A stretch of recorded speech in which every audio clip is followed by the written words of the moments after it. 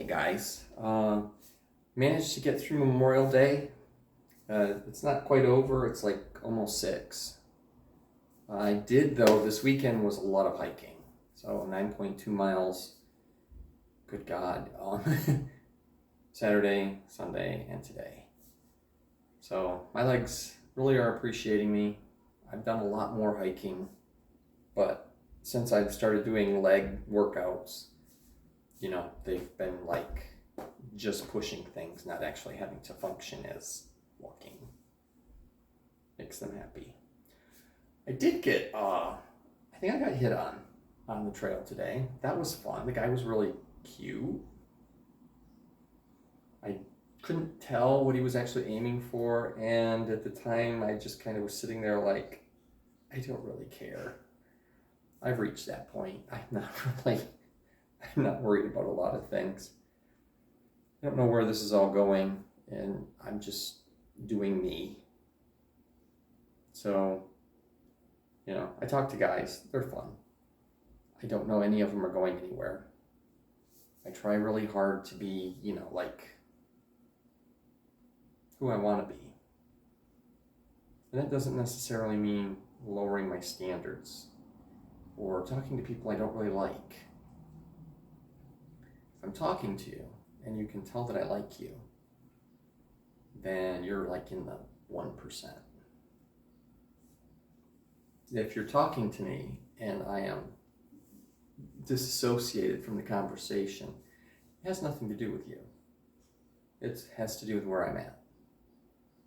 I get way too many guys that are like demanding of my time. And that's not really good. It's like, hey, you don't like me. Why? Why do you say that? Well, you're not responding right away. And I'm like, dude, I need to introduce you to what my DMs look like. I'd love somebody else to take over some of this stuff. If I had an assistant, well, my assistant would have to be some horny teenager that just sits there and types nonstop to people, because literally hundreds, if not thousands, of DMs across 4 different platforms, all trying to talk to me. And I have very limited social energy. So the couple people that I'm like active with and try to respond to, the ones that I don't, I apologize. I just don't have the stamina to keep up with everybody. So that's just like my public announcement about, why things are the way they are. I'm not going to change it. I might lose followers. That's okay.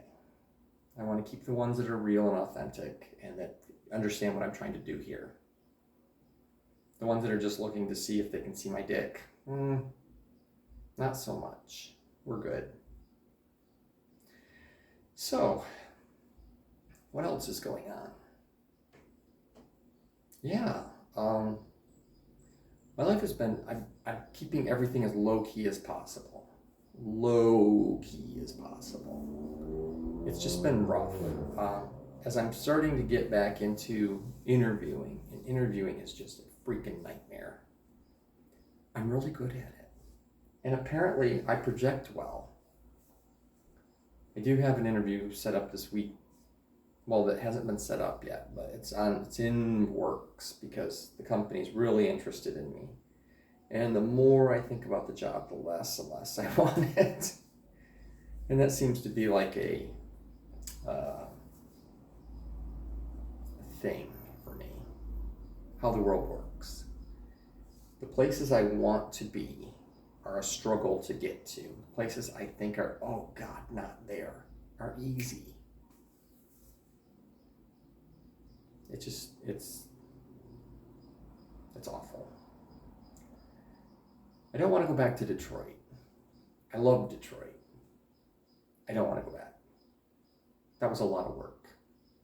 And it was, oh my God. My friends that are there are awesome. Jeff, Sam, Marcel.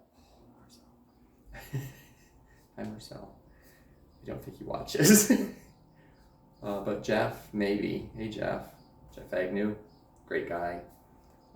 Annoying as hell. If you ever had a friend that always found a way to pick on you about everything and, just beat the crap out of you, it's Jeff. Jeff gets himself into a lot of trouble. He used to be my roommate in college.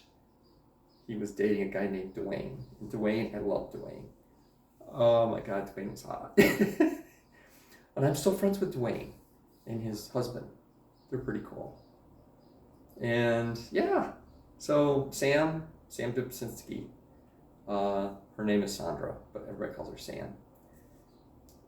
Wonderful person. Horrible, truthful, little Polish bomb of a woman like this tall with like stark gray hair. She used to color it every color under the sun. So, and then, there's some other people that are in this mix that, I just sit there and I'm like, oh, it'd be so cool to hang out with them. And at the same time, it's like, I would have to deal with traffic and not tiny houses in the way you go, oh, wow, this is a cute little house, like tiny houses, like tiny cramped houses, piled right one on top of the other, and way too expensive. Detroit, you would think Detroit, cheap. The city of Detroit, shapes up like that, lowers the average. And I lived in Detroit. I loved the house I lived in Detroit. Look up Livernois, which goes from Ferndale to downtown, and then Davison, which cuts across Highland Park towards 96. And yeah, I lived in a neighborhood called Russellwood Sullivan, and it was a beautiful place. It is now empty. Hundreds of homes empty. Just emptied out. Beautiful Tudors. Were all Tudor revivals. Maybe a little bit of like Federal, because it was the 1920s, late 1920s that they built everything. So it was like, oh, we want to be, modern. And they built these beautiful homes that are now like obsolete. The kitchen had a little built-in breakfast area, but it was a room, and you had kitchen, and it didn't function. You literally had this much space and out a hallway that goes to the back door. And it just really, oh my God, this is burnt. I'm going to have to apply shit to that. I took a shower so that I would be like, get rid of the scurf. But, just beautiful. But to go back now, I'm voting now. I'm not paying the property taxes, and I'm not paying the inflated car insurance of Michigan, if I can help it.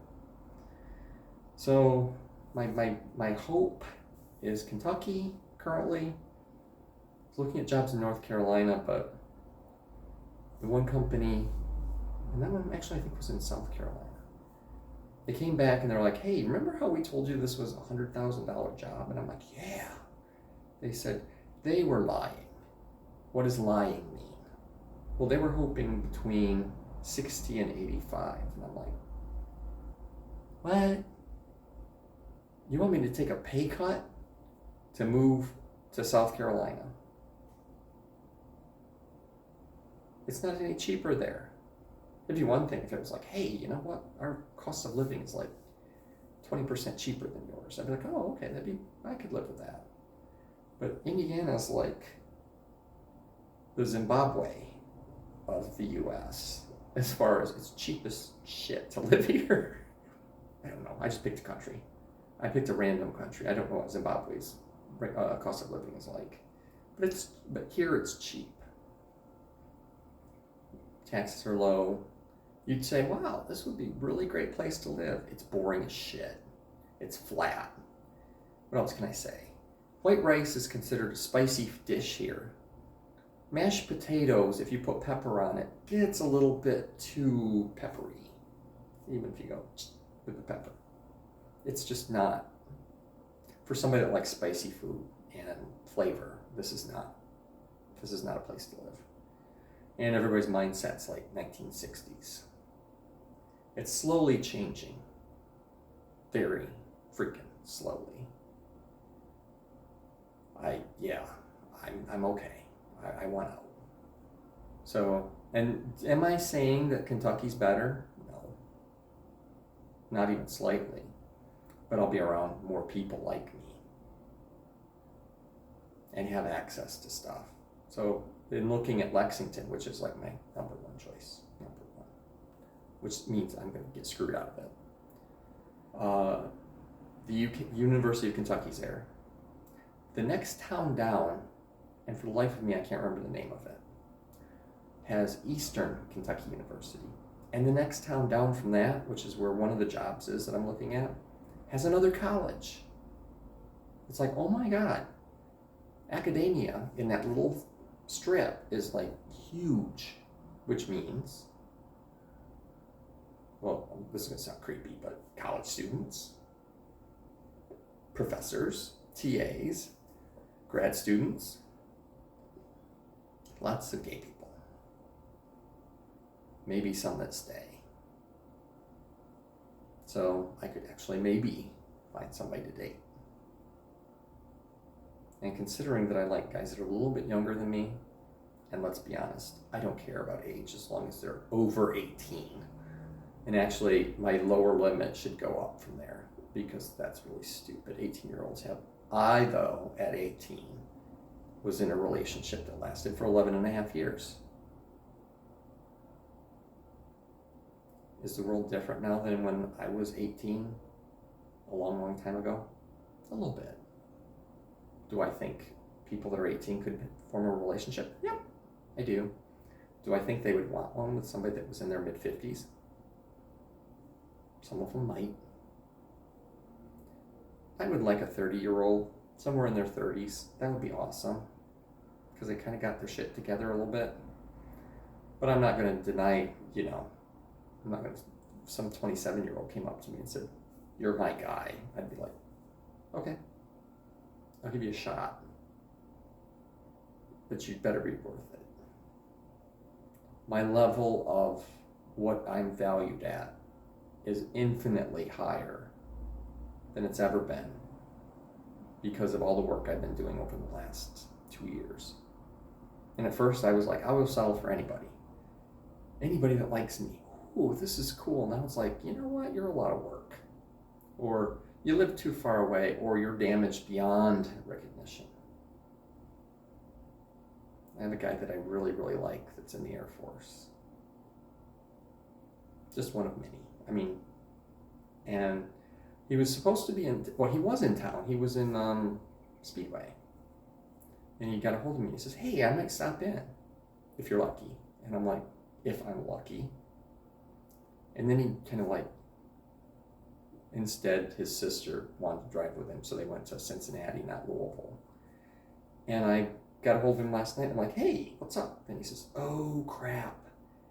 Plans have changed. I'm going with my sister to Cincinnati instead." And I'm like, really? I don't need this. Thank you. And he went through this whole thing of like, "Oh, well, and I said, "I'm not angry that you couldn't show up because this was not planned and it really wasn't scheduled. And, I'm upset because I had to call you to find out that it wasn't happening, period. Yeah, I should have got a hold of you earlier. Yeah, I probably should have planned this out a little better. Yeah, blah, blah, blah." I'm like, dude, I'm good. You do you. That's proof positive that you're not my person. And I don't have to be upset about it. I'm just me. And if you want to step up, you step up.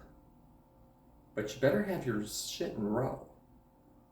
I don't want you to step up and say, "Well, I'm not really sure I want to be in a relationship."